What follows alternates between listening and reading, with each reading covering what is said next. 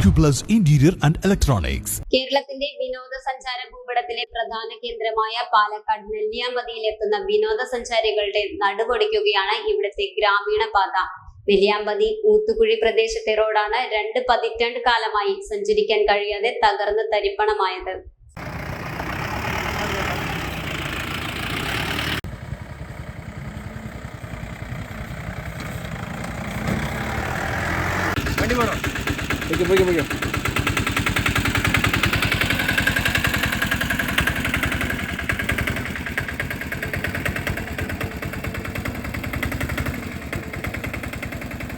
നെല്ലിയാമ്പതി പഞ്ചായത്തിൽ ഊത്തുകുഴിയിൽ നിന്ന് Seetharkund view point ഭാഗത്തേക്കുള്ള ഈ ദുരവസ്ഥ തുടങ്ങിയിട്ട് 20 വർഷമായിട്ടും പരാതിക്ക് പരിഹാരമുണ്ടാകുന്നില്ലെന്നാണ് ആക്ഷേപം. കുണ്ടും കുഴിയും നിറഞ്ഞ പാതയിലൂടെ യാത്ര ചെയ്ത് നടുവൊടിഞ്ഞ അവസ്ഥയിലാണ് ജനങ്ങളും യാത്രക്കാരും.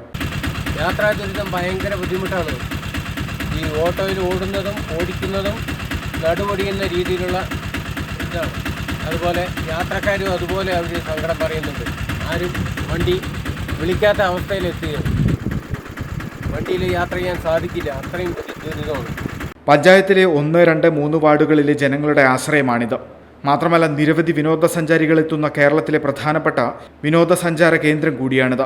തകർന്ന റോഡിലൂടെ ഓട്ടോറിക്ഷ അടക്കമുള്ള വാഹനങ്ങളും വരാൻ മടിക്കുകയാണ്. വളരെ ദയനീയം എന്ന് പറഞ്ഞാൽ വളരെ ദയനീയം. വണ്ടിയിൽ അടിയൊക്കെ തട്ടി. കാരണം ഇത്രയും നല്ലൊരു ടൂറിസ്റ്റ് പോയിന്റും ഇത്രയും ദൂരത്തു നിന്ന് വരുന്നതായതുകൊണ്ട് ഒരുപാട് പ്രതീക്ഷയോടുകൂടി വന്നത്. ഇതിനേക്കാൾ എത്രയോ മെച്ചാണ് നമ്മളുടെ റോഡുകൾ. ഈ റോഡ് ഇടിഞ്ഞതുകൊണ്ട് വീതി ഇല്ലാത്തതുകൊണ്ട് വല്ലാത്ത ബുദ്ധിമുട്ടുണ്ട്. അത് ചെറിയ റോഡാണ്, പഞ്ചായത്ത് റോഡ്.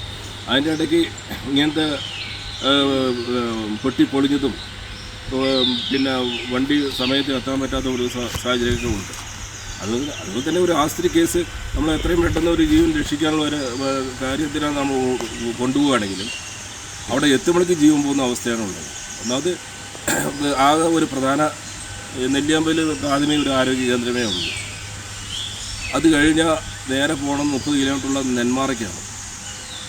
നെന്മാറ കഴിഞ്ഞാൽ അപകടമോ മറ്റ് അത്യാഹിതങ്ങളോ ഉണ്ടായാൽ വാഹനങ്ങൾക്ക് എത്താനും രോഗികളെ അടക്കം ആശുപത്രിയിലേക്ക് കൊണ്ടുപോകാനുമൊക്കെ ഈ റോഡിലൂടെ വലിയ പ്രയാസം അനുഭവിക്കുന്നുണ്ട് ഇവിടെയുള്ളവർ. Time kids pre school, Mannannur road, Vaniyamkulam. Dot view news. കാഴ്ചകളാണ് ലോകം, കണ്ടു തുടങ്ങുക.